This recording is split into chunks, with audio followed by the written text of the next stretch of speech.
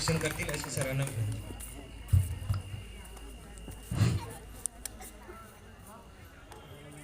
सर्वप्रथम महाकारुणी भगवान गौतम बुद्ध, छत्रपती शिवाजी महाराज, क्रांतिसूर्य ज्योतिबा फुले, भारतरत्न महामानव डॉक्टर बाबासाहेब आंबेडकर, माता रमाई, जिजामाता, संत गाडगे बाबा या सर्व महामानवाला मी अभिवादन करतो. या ठिकाणी सर्वप्रथम आम्हाला प्रमुख अतिथी म्हणून या ठिकाणी सन्मानित केलं, याबद्दल मी वंचित बहुजन आघाडीचे मनापासून आभार मानतो. आणि या सर्व ठिकाणी या ठिकाणी उपस्थित असणारे 12 बरोजगार संघटनेचे अध्यक्ष, माझे प्रेरणास्थान, माझे मार्गदर्शक आदरणीय गजानन भाऊ वाघमारे, तसेच या ठिकाणी बौद्ध महासभेचे सर्व पदाधिकारी व तसेच या ठिकाणी उपस्थित सर्व व्यासपीठावरील सर्व माझे मार्गदर्शक व प्रेरणादायी सर्व अतिथीगण व तसेच गुणवंत विद्यार्थी, त्यांच्या माता, त्यांचे पिता आणि आपण सर्व या ठिकाणी एक छान असा प्रेरणादायी कार्यक्रम या ठिकाणी पार पडतो आहे. गुणवंत विविध क्षेत्रातील गुणवंत विद्यार्थ्यांचा सत्कार, विद्यार्थिनींचा सत्कार, आणि या सर्वप्रथम मी या गुणवंत विद्यार्थ्यांचं अभिनंदन करतो. आणि हा गुणवंत विद्यार्थ्यांचा सत्कार ज्या खरोखर प्रेरणादायी वंचित बहुजन आघाडीच्या पदाधिकाऱ्यांनी ठेवला, त्यांचंही मनापासून कौतुक करतो, अभिनंदन करतो. कारण या कार्यक्रमाची जी आवश्यकता आहे ती खरोखर स्टेजवर आल्यानंतर आपल्या बाळाला, आपल्या मुलाला कोणीतरी सन्मान करतो तेव्हा त्या ठिकाणी आईच्या मनाला काय वाटतं, वडिलांच्या मनाला काय वाटतं, याचा अनुभव मी 7वीत 8वीत असतानाच घेतलेला आहे. आज मी जरी जिल्हा पुरस्कारापर्यंत दोघेही भाऊ आम्ही पुरस्कार प्राप्त आहोत. आयडॉल शिक्षक म्हणून माझी नेमणूक झालेली आहे. वेगवेगळ्या क्षेत्रात सामाजिक संघटनेचे पुरस्कार आम्हाला मिळालेले आहेत. तेव्हा एवढा आनंद झाला नसेल, त्यापेक्षा दुप्पटपटीने आनंद आज मला दुसऱ्या या मुलांचा सत्कार करताना होतो आहे. एवढंच नव्हे तर हा सत्कार घडून आणणाऱ्या मंडळींचं खरोखर सत्कार स्वीकारण्यापेक्षा सत्कार करणारा खूप मोठा असतो. आज त्याची प्रचिती मला आली आणि खरोखर या ठिकाणी येण्याचं भाग्य मला मिळालं, माझ्यासारख्या बाबराला मिळालं, याचा मला खरं मनापासून आनंद होतो आहे. APJ अब्दुल कलामांनी सांगितलेलं आहे की स्वप्न कोणते असतात, जे झोपेत पडतात ते स्वप्न नाही, तर जे माणसाला झोपूच देत नाहीत ते खरे स्वप्न असतात.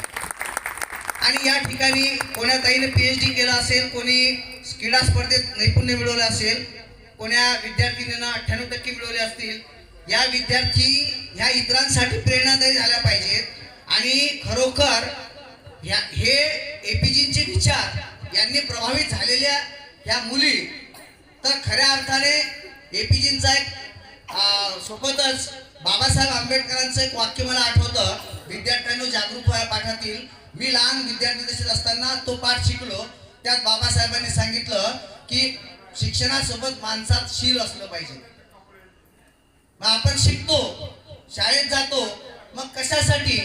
माझ्या मुलाला नोकरी मिळाली पाहिजे म्हणून, माझ्या मुलाचा एक फ्लॅट असला पाहिजे म्हणून, माझ्या मुलानं 2-4 एकर शेत घेतलं पाहिजे म्हणून ही नोकरी आपण मिळवतो आणि या नोकरीसाठी आपण शिकतो. ही आपली झाली शिक्षणाची परिभाषा. पण बाबासाहेब व्यापक विचाराने सांगत होते की शिक्षणासोबत माणसात शील असलं पाहिजे.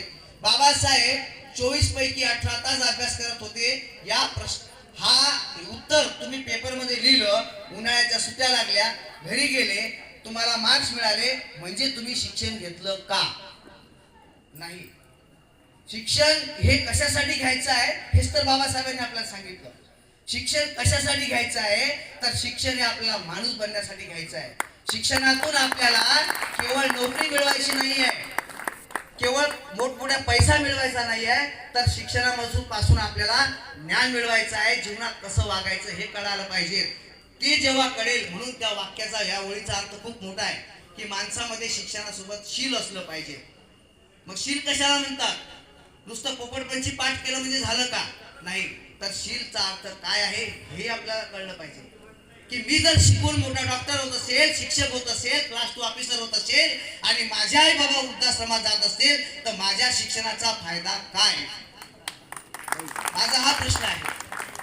मग तो शिकतो, मोठ्या मोठ्या अमेरिकेत जातो आणि तिथून जेव्हा वडिलांना अंतिम समय अंतिम संस्कार देण्याची वेळ येते तेव्हा तिथून त्याचा फोन येतो की माझ्याकडून येणं होत नाही, तुम्ही माझ्याकडून जे असेल ती पैशाची मदत तुम्हाला देतो, माझ्या बाबाचा अंतिम संस्कार तुम्ही करून टाका. आणि हे कोण बोलतं? तर जे वडील त्याच्यासाठी कष्ट करतात, त्याला लहानचं मोठं करतात, त्या वडिलांच्या प्रती त्या मुलांच्या या भावना ऐकून लाज वाटते या तरुणांची की आपल्यामध्ये शिक्षण आहे पण संस्कार नाही, शिक्षण आहे पण शील नाही. मग हे शिक्षण काय कामाचं? दुसरी गोष्ट, आपण जेव्हा मुलांना शिकवतो तेव्हा तुला किती टक्के पडले हा पहिला प्रश्न आपण विचारतो. की तुला किती टक्के पडले, तुझी गुणवत्ता काय आहे, हे पहिला प्रश्न आपण त्यांना विचारतो. त्यांना आपण हे कधीच विचार सांगत नाही की बाबा तुझी स्पर्धा ही जगासोबत मुळीच नाहीये. प्रत्येक व्यक्तीची, प्रत्येक मुलाची स्पर्धा ही फक्त त्याच्या सोबत असली पाहिजे. मला त्याला जितके टक्के मिळाले म्हणून मला इतके टक्के मिळाले पाहिजे म्हणून मी धावत राहायचं. मग त्याच्या मागे त्याची कुवत, त्याची बुद्धिमत्ता, त्याची घरची परिस्थिती, त्याचं वातावरण, त्याचे वडील, त्याची आई याचा आपण विचार कधी करतच नाही. त्याला एवढं सांगितलं पाहिजे बाबा तुला 70% मिळाले, पुढच्या वेळेस तू एवढा अभ्यास कर की तुझी 75% झाले पाहिजे. जेणेकरून त्या मुलाला मला सांगा, आणि संकटाला सामोरे जाण्यासाठी त्याला कधी आम्ही संकटाची सामना घेण्याचं शिकवलं का? छत्रपती शिवाजी राजांचं उदाहरण आहे. संभाजी राजांना प्रत्येक गोष्टीत सोबत घेऊन जायचे शिवाजी महाराज.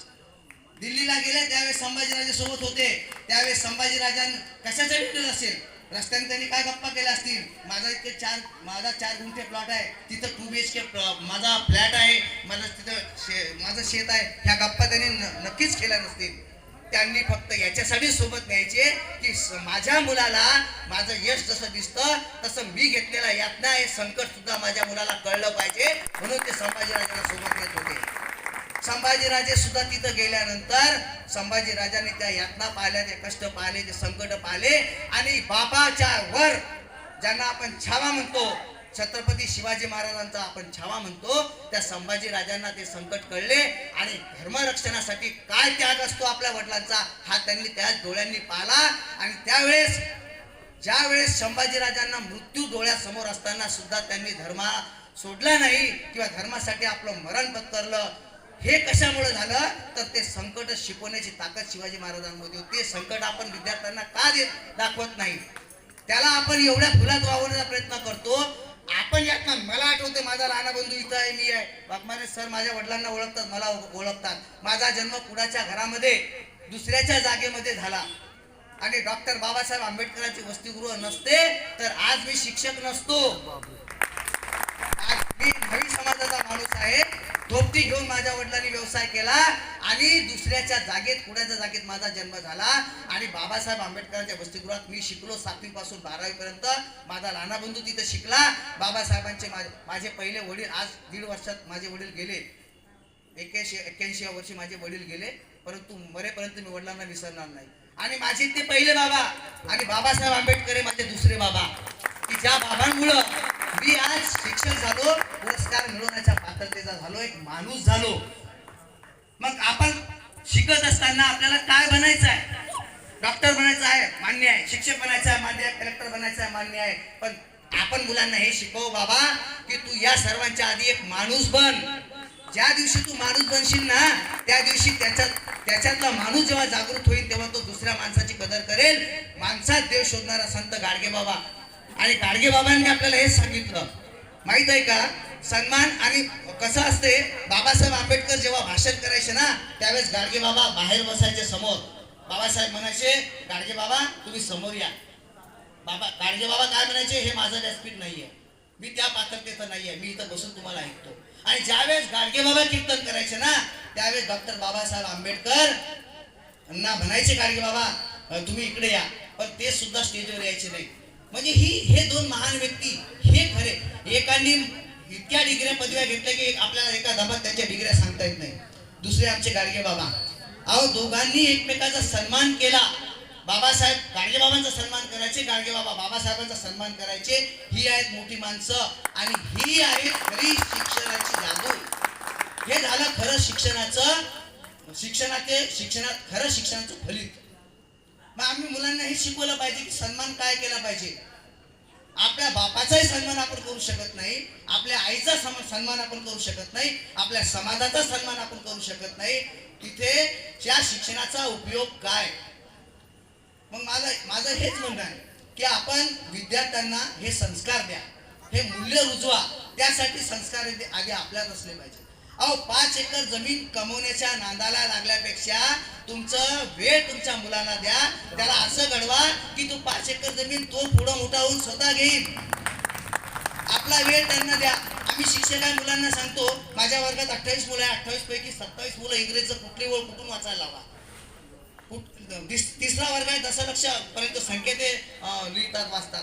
हे कशामुळं ते मी त्या पालकांना त्या मातांना सांगतो, दर महिन्याला मीटिंग बोलवतो की तुमचा वेळ त्यांना द्या.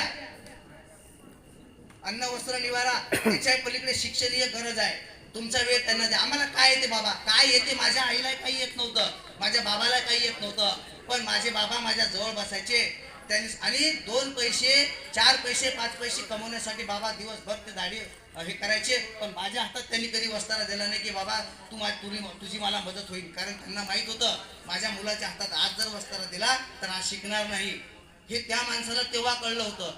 आणि ते मला विचारायचे तुला शाळेमध्ये आज सरांनी काय शिकवलं. येत काहीच नव्हतं बाबांना. मग माझं तेच म्हणणं आहे की आपल्या मुलांना तुम्ही विचारा की तुला बाबा तू अभ्यास काय सांगितला आज, त्याला 1 तास द्या. मी माता भगिनींना विनंती करतो, इथं माता आहे, तुम्ही वेळ द्या. आपला वेळ टीव्ही मध्ये त्या सिरियल मध्ये गमवण्यापेक्षा आपला वेळ आपल्या मुलांना द्या.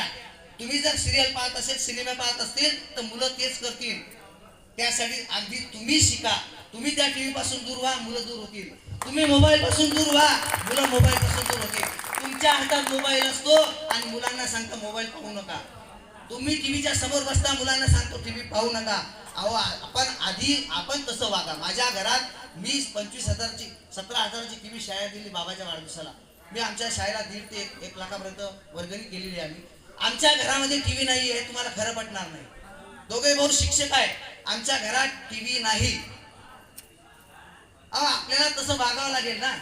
आणि तेव्हा कुठे मुलांना ते संस्कार मिळतील आणि या गोष्टी तेव्हाच घडते. आणि तुम्हाला माहित आहे का, तुकाराम महाराजांचा एक अभंग आहे, आपुल्या येता जो असे दाखवता धन्य माता पिता तयाच्या पुढी कन्यापुत्र होती जे सात्विक तयाचा हरिक वाटे देवा. गीता भागवत करती श्रवण अखंड चिंतन विठोबाचे तुका म्हणे मज घडो त्यांची सेवा तरी माझ्या दैवा पार नाही. तुकाराम महाराजांनी त्या काळात सांगितलेलं काय सांगितलं की जर मुलगा गुणवान झाला तर त्याची धन्यता त्याच्या मायबापाला दिलेली आहे. अहो आज मी शिक्षक झालो, आदर्श झालो, तर याची धन्यता माझ्या आई वडिलांना आहे. माझं याच्यात काहीच नाही आहे. आज माझं काहीच नाही आहे, माझं अस्तित्व काहीच नाही आहे. माझं अस्तित्व केव्हा निर्माण होईल माहित आहे का, ज्या दिवशी माझा मुलगा माणूस म्हणून या जगासमोर येईल, तो त्याचं नाव कमवेल, त्यावेळेस त्याची धन्यता मला मिळेल. त्यातही तुकाबांनी काय म्हटलेलं आहे की माता पिता माता नाही म्हणलं, लक्षात घ्या, माता पिता म्हणलं. आधी मातेला स्थान दिलेलं आहे. जे माता जिजामाता घडली अगोदर म्हणून शिवाजीराजे घडले. शिवाजी महाराज घडले पाहिजे दुसऱ्याच्या घरात. अन्यायाविरुद्ध जर तो मुलगा बोलत असेल, कुठं चांगला वागत असेल, सत्यानं वागत असेल, धर्मानं वागत असेल, तर आम्ही सांगतो तुला काय करायचं, कशाला नांदी लागतो त्याच्या. हे जिजामातेनं त्या काळात म्हणलं असतं तर शिवाजी महाराज घडले असते का? नाही. रस्त्याने चाललेली प्रत्येक स्त्री माझी बहीण आहे, लहान मुलगी माझी मुलगी आहे आणि वृद्ध स्त्री माझी आई आहे. आणि त्याच नजरेने मी तिला पाहिलं पाहिजे, हेच शिवाजी महाराजांनी आपल्याला सांगितलेलं आहे. मग मुलींना सांगतो आपण बाहेर पडताना तू अशी राहा, तू तशी राहा, आणि बाई तू असं कर. या काळामध्ये आपण पाहतो आहे मुलींचे शिक्षण थांबत आहे. तो शील नाही. बाबासाहेबांच्या एका ओळीवर सुरू आहे माझं, शील नाही आपल्या, शिक्षण आहे पण शील नाही. कॉलेजमध्ये जातो आहे आणि मुलींना अक्षरशः बाहेर पडताना त्रास होतो आहे. शिक्षण बंद करत आहेत आई वडील मुलींचे की माझ्या मुलीला बाबा नाही शिकली चालते पण हा त्रास नको आहे. का मुलींना सांगता तुम्ही, मुलांना सांगता येत नाही आपल्याला घरामध्ये की तू बाहेर पडताना तुलाही बहीण आहे, ती बाहेर जाते, तिला कोणी बोललं तर तुला त्रास होतो, तुझ्या बहिणीला बोललं तर त्रास होणार नाही तुला. आपल्या आपल्या मुलांना सांगतो, मुलांना सांगण्याची हिंमत आपल्यात नाहीये. अहो मुलांना आपण सांगितलं हे प्रकारच घडणार नाही. याला बाबासाहेबांनी तेच सांगितलं की आपल्यात शील पाहिजे, शील माझ्यात पाहिजे, तेव्हा माझ्या मुलात येईल ना. मग ह्या गोष्टी केव्हा घडतील? जेव्हा आपण या महामानवांची पुस्तकं वाचतो आपण पुस्तकं. बाबासाहेबांची स्वतःची लायब्ररी होती. अहो गरिबीतून दिवस काढले. तुम्हाला माहिती आहे बाबासाहेबांनी किती हालापेचा सहन केल्या? ते फक्त नानकच्या नतूंना माहित आहे. बाबासाहेबांना किती आजार बिमाऱ्या होत्या, का होत्या, कोणाच्या होत्या, कशामुळे होत्या, स्वतःच्या होत्या? अहो जगाचा विचार केला महामानवांनी त्या, म्हणून त्यांना ते बिमाऱ्या होत्या. आणि शेवटी बाबासाहेब, तुम्हाला एक प्रसंग सांगतो मी. छोटा वेळ जातो आहे परंतु मी कमी वेळात बोलण्याचा प्रयत्न करतो. एक छोटा प्रसंग सांगतो. बाबासाहेब रात्री लिखाण करत होते. नानकचंद दत्तू त्यांच्या सोबत राहायचे. नानकचंद दत्तू म्हणाले, बाबासाहेब आता पुरे करा, 12 वाजले, तुमच्या शरीराला त्रास होत आहे. बाबासाहेब म्हणाले, बस अजून अर्धा घंटा. बाबासाहेबांचं लेखन सुरू, वाचन सुरू. बाबासाहेब म्हणले नानकचंद दत्तूला, तू आराम कर, तू माझ्यासाठी जागू नकोस. मग आणि तू जा. नानकचंद दत्तू घरी गेले. घरी जाऊन त्यांनी त्यांच्या घरी विश्राम केला. सकाळी आले, पाहतात तर बाबासाहेब सारखे अभ्यास सुरूच होता, लेखन सुरूच होतं. नानकचंद दत्तू म्हणाले, बाबासाहेब तुम्ही जागीच आहे, तुम्ही अजून झोपलेच नाही का? बाबासाहेबांनी सांगितलं, म्हणजे तुम्ही एवढे जागता कसे काय, कशासाठी जागता? बाबासाहेबांनी सुंदर त्या ठिकाणी त्याचं उत्तर दिलं, खूप सुंदर उत्तर दिलं. बाबासाहेबांनी काय सांगितलं माहित आहे? मी का जागतोय याचं उत्तर तुला पाहिजे? मी आज सांगतो. मी का जागतोय माहित आहे? अरे माझा समाज झोपलेला आहे, माझा समाज झोपलेला आहे. ज्या दिवशी माझा समाज जागेल ना, त्या दिवशी मी झोप घेईन. बाबासाहेबांचं वाक्य आहे. आणि बाबासाहेबांचं हे वाक्य ऐकून नानकचंद दत्तूच्या डोळ्यात पाणी आलं. एवढ्या यातना त्यांनी सहन केल्या. मग आज आपल्याला त्यांनी सांगितलं, शिका, शिक्षण घ्या, शिक्षणासारखी ताकद नाहीये कशात. आपण तेच शिक्षण आपण घेतलं पाहिजे. आज या मुलींचं मी अभिनंदन करतो, या सर्व ताईंचं अभिनंदन करतो की यांची प्रेरणा निश्चित दुसऱ्यांनी घेतली पाहिजे आणि असं शिक्षण आपण घेत गेलो पाहिजे. बाबासाहेबांचं मी एक फक्त 3 मिनिटाची कविता सादर करतो आणि थांबतो. मी भरपूर बोलण्याची माझी इच्छा आहे परंतु वेळ भरपूर होत आहे. फक्त मी स्वतः लिहिलेली कविता आहे तेवढी मी सादर करतो. या कवितेतून बाबासाहेब काय आहे आपल्याला निश्चित कळते. शेवटची माझी 3 मिनिटाची कविता सादर करतो आणि मी थांबतो. ही कविता मी स्वतः लिहिलेली आहे. कवितेचं नाव आहे बाबासाहेब. तुमच्या ग्रंथ संपदेमुळे बुद्धिमान होणारी मुले राष्ट्राची ठेव आहे. बाबासाहेब, तुमच्या ग्रंथ संपदेमुळे बुद्धिमान होणारी मुले राष्ट्राची ठेव आहेत. शिक्षणासोबत शील सांगणारे बाबासाहेब खरंच एकमेव आहेत. बाबासाहेब खरंच एकमेव आहेत. सत्याग्रहाचे चवदार पाणी देणारे, सत्याग्रहाने चवदार पाणी देणारे बाबा दलितांचे खरे देव आहेत. सत्याग्रहाने चवदार पाणी देणारे बाबा दलितांचे खरे देव आहेत. रंजल्या गांजल्यांचा उद्धार करणारे बाबासाहेब खरंच एकमेव आहेत. बाबासाहेब खरंच एकमेव आहेत. साऱ्यांवरती उपकार तुमचे, माझ्यावर, तुमच्यावर, आईवर, बहिणीवर, साऱ्यांवरती उपकार तुमचे, पण माणसाला कुठे चेव आहे? अहो साऱ्यांवरती उपकार तुमचे, पण माणसाला कुठे चेव आहे? देशासाठी घटना लिहिणारे बाबासाहेब फक्त एकमेव आहे. सगळ्यांच्या सुखासाठी रडलेत ते, सगळ्यांच्या सुखासाठी रडलेत ते, अश्रूंनी रमाईचे ओले शेव आहेत. सगळ्यांच्या सुखासाठी रडलेत ते, अश्रूंनी रमाईचे ओले शेव आहेत.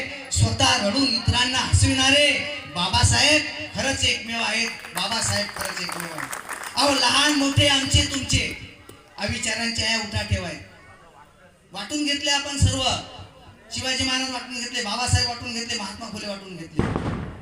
अहो लहान मोठे आमचे तुमचे अविचारांच्या या उठा ठेव आहेत. माणुसकीचा धर्म सांगणारे थोर बाबासाहेब खरंच एकमेव आहेत. खरंच एकमेव आहेत. काळाच्या सागरातून नेणारी नाव, काळाच्या सागरातून नेणारी नाव म्हणजे पुस्तके त्यांचे देव आहेत. बाबासाहेबांच्या काळाच्या सागरातून नेणारी नाव म्हणजे पुस्तके त्यांचे देव आहेत. अन्यायाला वाचा फोडणारे बाबासाहेब केवळ एकमेव आहेत. केवळ एकमेव आहेत.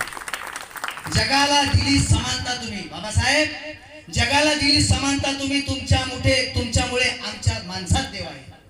जगाला दिली समानता तुम्ही, तुमच्यामुळे आमच्या माणसात देव आहे. काळाराम मंदिर प्रवेश देणारे बाबासाहेब खरंच एकमेव आहेत. बाबासाहेब खरंच एकमेव आहेत. अविचाराने वागणाऱ्या लोकांना सत्य विचाराचे भेव आहे. शेवटचं कडू आहे. अविचाराने वागणाऱ्या लोकांना भीती आहे त्यांना बाबासाहेबांची.